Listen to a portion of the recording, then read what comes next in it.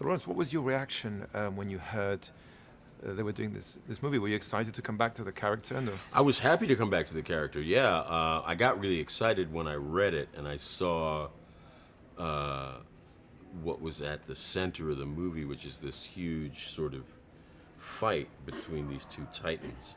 And I felt really great about the way that they had crafted it, because I felt they really got it right in terms of how do you bring Batman and Superman together to fight, and what is it that they're fighting about? And I think we really got it right. What was it like on that first day on set when you get together again with some of the people that you worked with on Man of Steel? It was cool. I mean, for me, it was scenes with Henry and Amy, so it was like, we'd never left. We'd never left the building. Because you play as a great character, Perry White.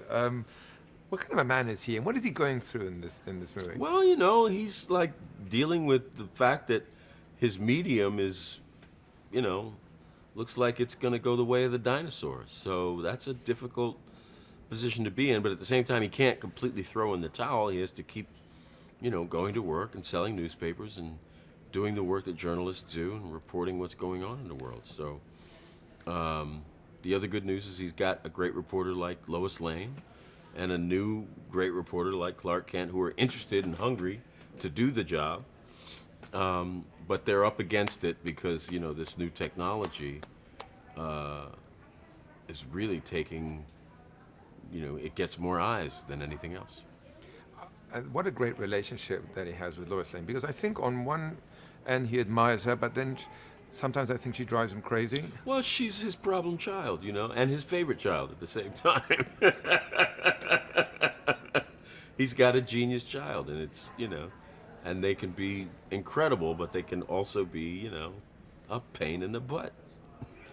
And the same kind of in a different way happens with Clark. He's like, where's Clark? Yeah, you just got here. Why do I have to look around? You're not here. But that's the fun of it, right? That's the fun of it. Superman's right up under my nose, but I can't see him. Following up precisely on that, I love that you brought that subject up, because there's some moments there of humor which I think are important in the movie. Yes, they are. And that was always the great thing about,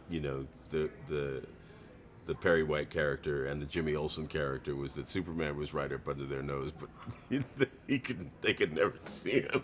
It was the joke, it was the good joke. You mentioned before getting back together again with Amy and with Henry. Yeah.